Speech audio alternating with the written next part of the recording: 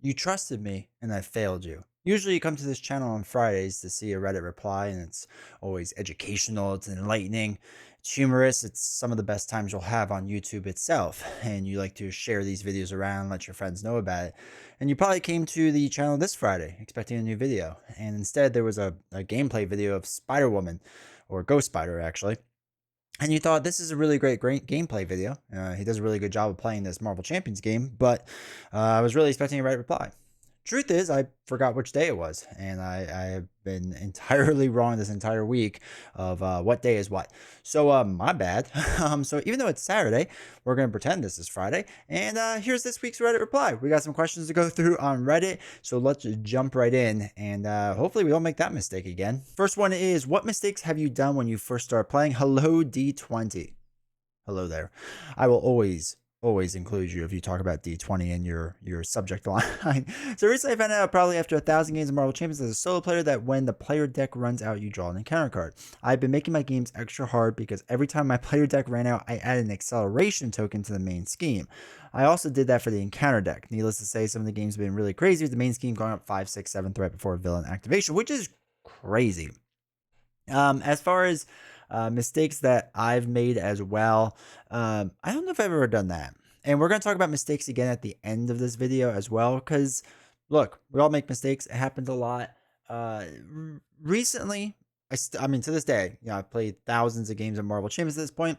My mistake that I still make to this day is that I just assume what the card's saying because I've played it so many times that I think I know exactly what it says. I know like 80% of what it says, and I won't read it all the way through. So make sure to read your cards all the way through. I just got Sinister Motives, and it's a lot of fun, but there's one thing I don't quite understand completely. George Stacy lets you attach 3 events under him as if they were in your hand. When you use these events, do you discard the attached event you use? I think it would be busted if it stayed, and it makes sense to just discard the event. I just want to make sure, since there are many heroes that bust abilities, I see it completely unfair. So this is the George Stacy card if you want to see it. But yeah, since you're playing it the same way as you would play it from your hand, it's the same exact idea, right? So you wouldn't play a card from your hand, but hold on to it, right? You play on the table and then it gets discarded. Since it says that you're playing it as if it were in your hand, it's the same exact thing. You're playing it as if it were in your hand. So yes, you would discard that card. All right, this person did an all heroes and villains challenge, and they went through the rankings, and I'm not going to go through all the rankings, but there's a couple of quick notes that I kind of mentally made when I looked through this. And I have to do my ranking still. I don't know if I really want to, but I think I should at some point. But anyway, they talk about their S tier, and their number one is Hela, which I get. Like, it seems they played 3 times against Hela, and at my point, when I played 3 times against Hela, I thought the same exact thing. I was like, oh, Hela is one of the best scenarios that's ever existed. She's absolutely phenomenal, and she is a really cool encounter, and a little bit long, but really worth it. I will say, over time now, Hela has dropped down because there is a pattern to beating her, right? There is a best solution to beating her. This is the same thing that happens with like Absorbing Man, right? Or not Absorbing Man, Wrecking Crew. Wrecking Crew has a certain pattern that you should follow to win pretty easily. Hella is kind of the same exact idea. You just want to make sure that you time your flips certain ways. You want to time when you destroy the minion and the side scheme, right? It's very patterned. And if you kind of want to know that pattern and know more about it, head on over to twitch.tv/D20 Woodworking, where we live stream. I'll be more than happy to talk about it. Make sure to join the community. It's been a lot of fun. It's been growing. It's really cool. We do board games, video games, and Pokemon cards, and all sorts of different things that we do. So make sure to check that out. All right, so they also have Thanos up there. I agree. Thanos is way up there. Mugen Formula, I agree. Magog, that's a little high for me. Claw, I still think is the best testing scenario, but he's still pretty easy. Red Skull, I like a lot. Magneto, I think, is phenomenal. Juggernaut's thematic. It's interesting that they're 1 and 3 against him. I thought Juggernaut's not that hard. I guess the alter ego thing, if you're relying on it, of like flipping down, or not keeping the scheme in check, maybe that's what it is. I'm not 100% sure. Sinister Six is good. Mysterio is fine. Mojo, I don't like. Mojo's pretty low for me. Zola, I like. On the Run is pretty low for me. Mansion Attack is fine. Sabretooth, I like a lot. B tier is Ultron. Ultron's high for me. I like Ultron a lot. Collector 2 is fine. The Hood's pretty far down. I don't really like the Hood. Strife is further down, but not like far down. Same with Mr. Sinister. Sentinels is way further down. Nebula's near the bottom for me. Kang is near the bottom for me. Venom Goblin's higher. I've been doing a lot of Venom Goblin recently on live streams, and I enjoy the challenge. I think for solo play, it really tests your ability to scheme a lot, and I kind of like that and how that works. So anyway, I like Venom Goblin a lot. Master Mold's further down. Taskmaster, probably around there. Venom is a little bit higher. Ebony Maw's around there. Morlock Siege is further down. Brotherhood is probably further down. Sandman's a little further down. Rhino's near the bottom. Tower Defenses, that's good. Crossbone's probably further down. Absorb Man's a little further down. Spiral's way higher. I like Spiral. Risky Business, I like. Collector 1 is probably the last one. Wrecking Crew, I don't mind. It is too easy, but I get it. Loki is the bottom, probably. Loki is probably worse. And then Ronan would be near the top. It's still interesting to me that, again, that I don't know. I still think Ronan's fun, and maybe it's because I've went through the stage of like he wasn't fun for so long, and now he kind of is fun because it is just this weird challenge, and you have so many villains to pick from that it's not so bad. So I don't know. I get it in the beginning because it's tough to figure him out, but once you do figure him out, he's like not that he's easy, but he's not as bad. All right, next one is favorite heroes. There are so many heroes in Marvel Champions. So what are your favorites and why? I recently did a video of this. Make sure to check it out. It's a fun video to put together. It's fun to do the tier rankings. I ended up liking more heroes nowadays than I have in the past, and maybe that's because there's such a large pool selection now that I don't have to force to play ones that I think are okay. If I think they're okay, then I can just play them a few times, and I don't get like beat up by them, and I don't like think less of them, I guess is one way to put it. So anyway, there's a lot of heroes I like a lot. Doing really well. I will say my Mount Rushmore consists of Miss Marvel, Wolverine, the Goat Valkyrie, and Scarlet Witch. I won't tell you what the order is of those top 4, but you should definitely go check out that video and support the channel with watching. So I appreciate it. Secondly, what would you recommend as a hero for a beginner? Many fun decks require a ton of cards, multiple packs. So if you don't want to create a pack of cards, right? You just want to like open up something, I would actually recommend Drax. I still think Drax's precon is one of the best, and it's really kind of cool because it's okay to get hit, and it's not that big of a deal. Plus, he gets more powerful as he hits. I don't know if this is a thing or not, but for me, when I first started the game, I didn't like flipping down a ton, and Drax doesn't want to flip because he'll lose his vengeance counters. So if the person's not interested in flipping down, then it's kind of a good way to like introduce them to staying up, right, and just keep them going. So if you're have an entire card supply and you're not worried about pre-con decks, I mean, Captain America is still probably the best hero to introduce people to. He's very kind of straightforward in the way that he works, but he's very well rounded. So whatever the player wants to do, you could probably do it with Captain America. Opinion: Deadpool should have come with additional acceleration tokens. Just wrapped up a 2-player game of Deadpool and Rocket versus the Collector Escape from the Museum, and they basically had a really good time. But in the end, he accumulated 7 acceleration tokens. They had to use some other 5 damage tokens representing acceleration tokens, which is like a good point that if you're going to have a character entirely based around putting acceleration tokens on the main scheme, like there should be a couple more acceleration tokens. Now I get why they didn't do it, because logistically it's going to be tough to add additional ones, but probably should have thought that one out. Why don't people like Absorbing Man? Reading the sub, I've always seen sideways comments about Absorbing Man scenario. I think he's on the easier side, but I love the thematics of the environment card. I feel like he's a better option than Rhino for testing decks or introducing new players. I agree that he's better than Rhino for testing decks and introducing new players and playing solo in general. I don't really like Rhino that much.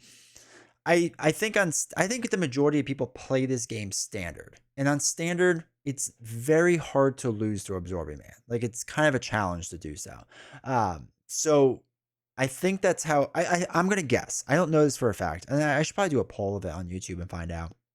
But I'm willing to bet about 3/4 of the people, roughly 3/4 of the people, play standard the vast majority of the time over expert, right? So standard Rhino, I still think is a decent challenge, or can be a decent challenge. Standard Absorbing Man is really easy. Even if you add harder mod sets, like it can make them a little bit harder, but still not hard enough in my opinion. You need to play him on expert to have like a standard challenge, like a normal standard, a little tougher than standard, right?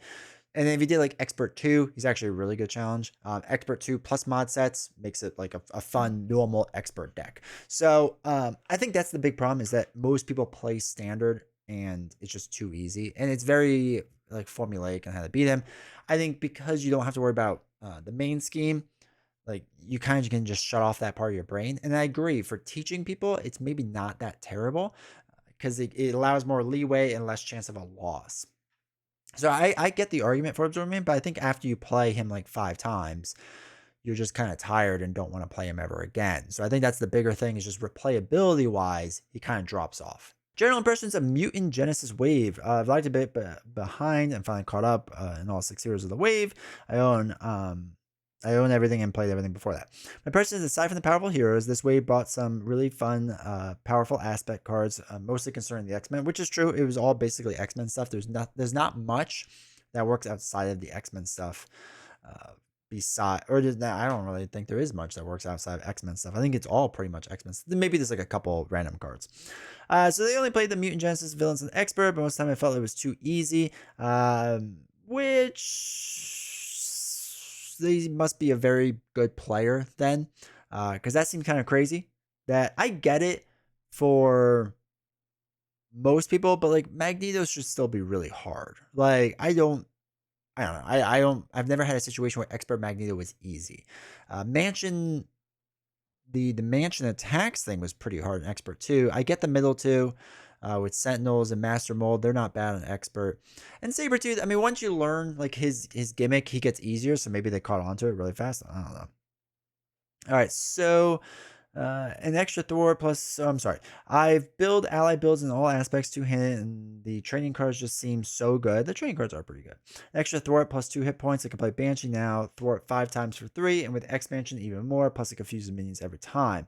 If I play Gambit and have a ally rogue next to Banshee, I seem to have guaranteed 6 thwart every turn for at least 5 turns. Just seems bonkers to me.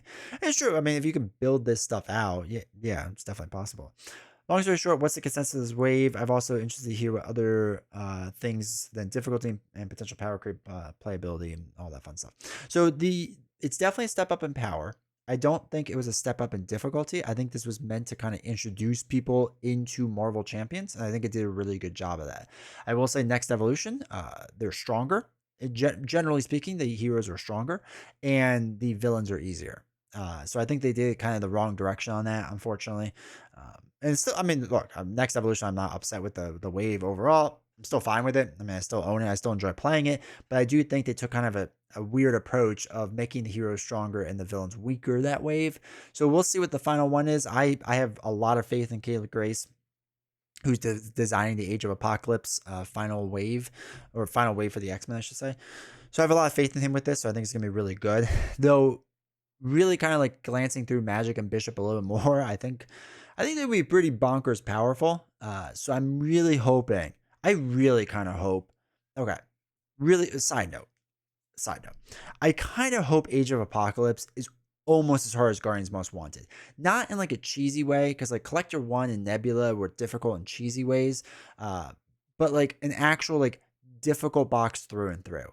Just because I want that challenge to exist, and I think we have enough villains now that's okay for that challenge to exist. You know what I mean? And I know a lot of people might be upset with this opinion that like, oh, just bump up other villains to make it hard difficulty. And like, yeah, no, I get that argument. That's fine. I just think we've had so many easy villains, like a lot of easy villains. That'd be nice to have some like kind of like really interesting difficult ones, right? Or maybe not even like a hella difficult when you first start her, in the sense of like, how do you figure out this pattern type of thing? I don't know. I hope it's just not standard run of the mill like difficulty wise. Like I just want it to be a little more difficult than normal. Maybe not crazy hard. Maybe Guardians Most Wanted was a little bit too over the top, say, but just harder than the past 2 waves have been.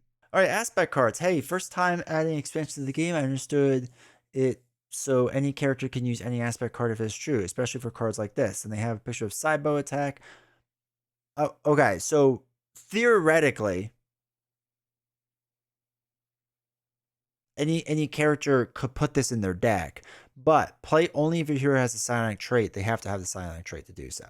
But the overall question of any hero can use any aspect card, it's like 90% true. It's just that if there's limitations, like if they have to be an Avenger, or they have to be a Guardian or something like that, then it's not true. So you just have to pay attention to this top part up here.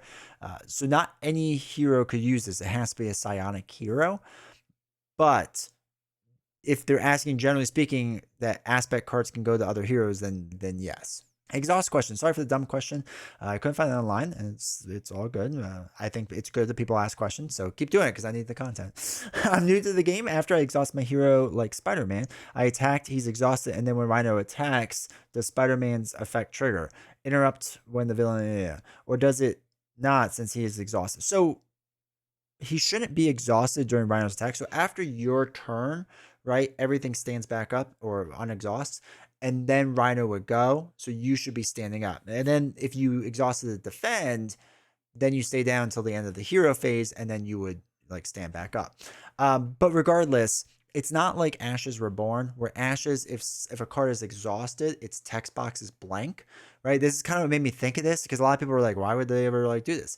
And I don't know if this is an Ashes person. I don't know if other card games are like this. I'm sure there are.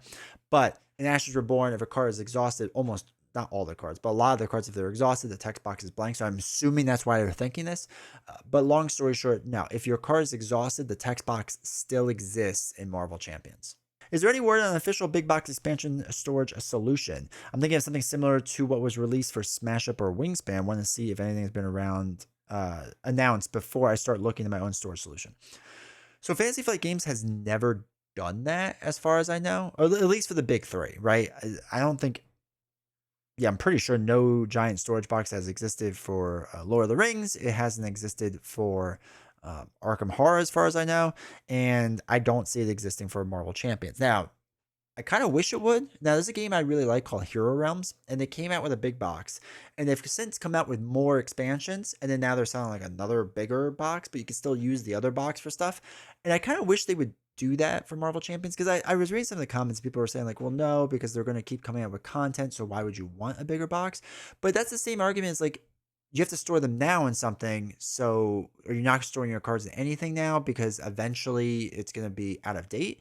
Like, no, I just hope that they sell like another version of a big box that can like be stackable or something like that. I don't know. Anyway, I wish they would sell this. I think it'd be fun too because I've looked around online.